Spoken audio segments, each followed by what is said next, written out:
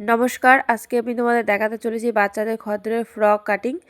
ঘাড়ের মাপ নিচ্ছি 6 ইঞ্চি, হাতের লম্বার মাপ নিব 4 ইঞ্চি, 4 ইঞ্চিতে দাগ দিয়ে নিলাম।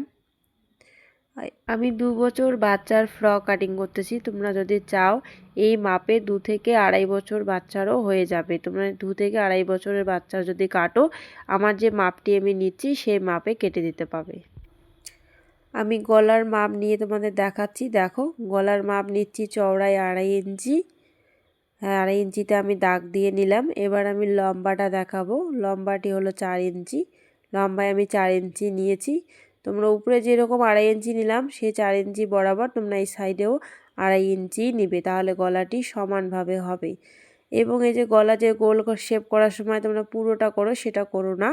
অর্ধেক থেকে যদি তোমরা করো তাহলে গলাটা গোলই হবে, আর যদি পুরোটা করতে যাও একটু ভি টাইপের হয়ে যাবে। ফ্রকটি টপের মাপ রাখতেছি আমি লম্বায় 10 ইঞ্চি।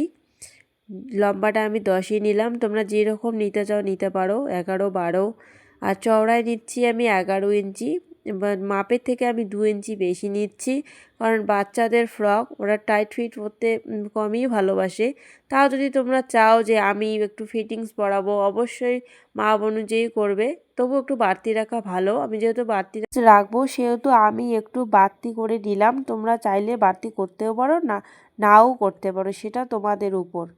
আমার কাটিং করা হয়ে গেল। এখন এই পার্টগুলো তোমাদের একের পর এক জোড়া দিয়ে দেখাচ্ছি। দেখো আমি কিভাবে জোড়া দিচ্ছি। আমি তো প্রথমে হলো তোমাদের যে চেন লাগাও ফ্রকে, তাহলে তোমরা চেনের ঘর করবে। আমি যেহেতু চেন লাগাবো না, তাই আমি চেনের ঘর করতেছি না, আমি হুপ লাগাবো, তাই আমি হুপের ঘর করে নিচ্ছি। তোমরা চেন লাগালে চেন লাগাবে, হুপ করলে হুপের ঘর বানাবে।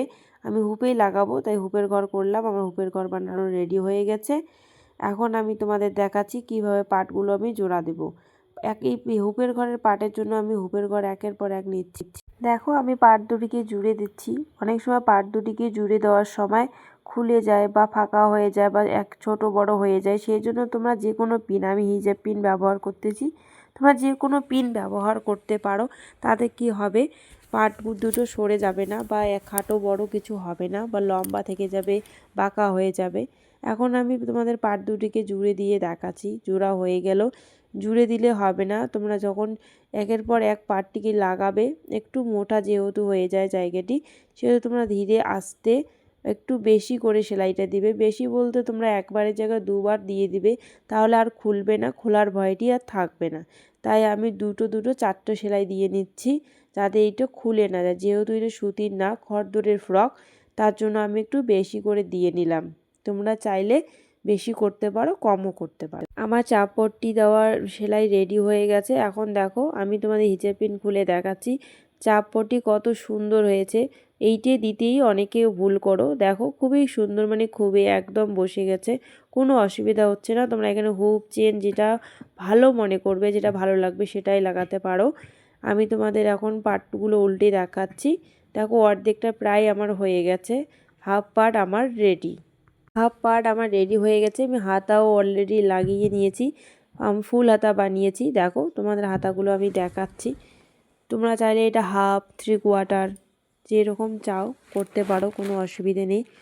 মানুষের চাহিদার ওপর করতে লাগে। রেডি হওয়া হাফ পার্টটির সঙ্গে আমি এখন নিচের ঘেরটা যে হবে ফ্রকে, সেই ঘেরটা রেডি করতে চলেছি। সেখানে আমি কুচি ব্যবহার করব। তোমরা চাইলে আমব্রেলাও করতে পারো।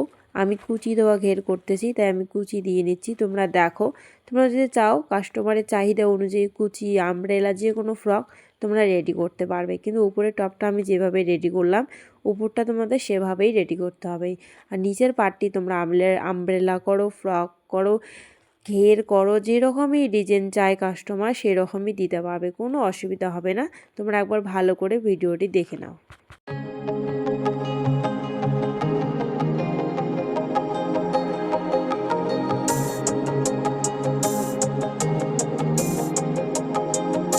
সেটা যদি তোমরা করো খুবই সুন্দর লাগে। তো কাপড় না থাকলে তো কিছু করার থাকে না, তাই না?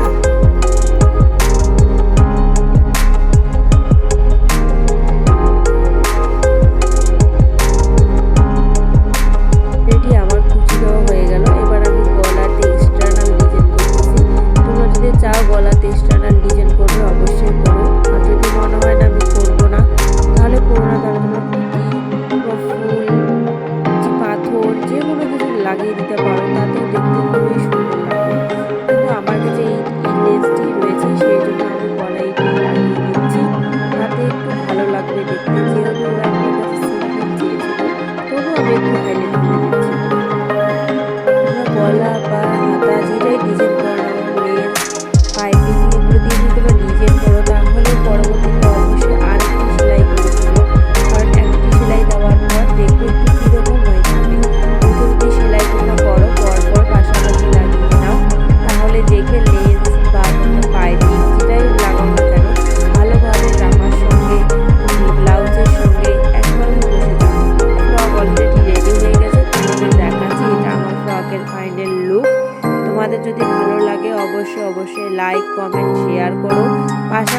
আমাকে কমেন্টে কিছু জানিও, তাহলে আমার পরবর্তী ভিডিও নিয়ে আসতে খুবই সুবিধা হবে।